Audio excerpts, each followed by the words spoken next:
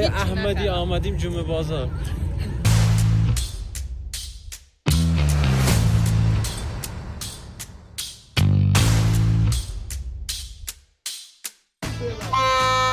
علاج کردم زیر قیمت بازاره. بودو علاج کردم زیر قیمت بازاره. 70 تومن نگیره. جلوی منو بگیره که من خرید نکنم. آقای احمدی آمدیم جمعه بازار.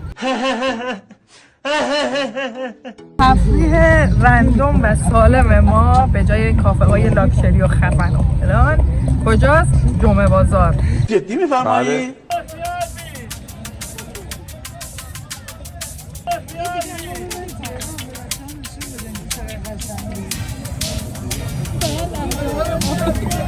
اوج تنوع کالا توی جمعه بازار اینه که اینجا لباسه مثلا شلوار و اینا هست، اینور لوازم جانبی و واقعا متنوع و زیباست.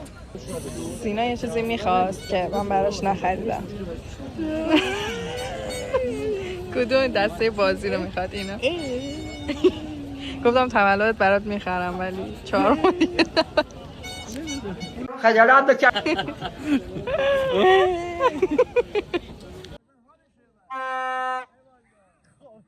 خجالت بکش با این فیلم که داریم میسازی. برو میرم. لباس منیجندی دارم میگم خیلی خوشت میاد؟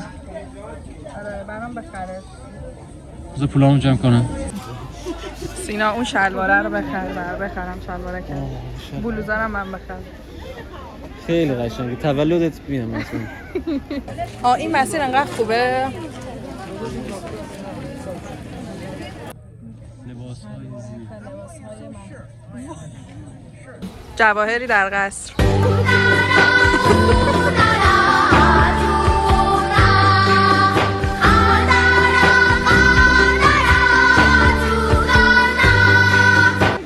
سینا میخوام یه لباس به سلیقه خودت برام انتخاب کن. نخرم فقط انتخاب کن. کدوم یکی؟ بنفشه. چندش یکی قشنگ‌تر نمیتونست. بغلیش.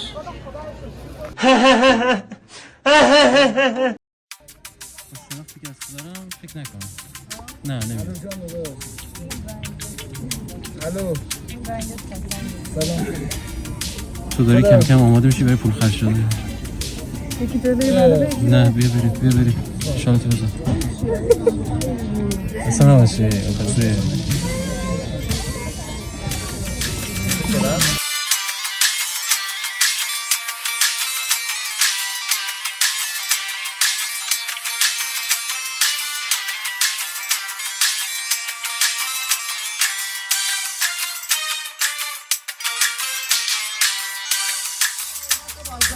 علاج کردم زیر قیمت بازاره.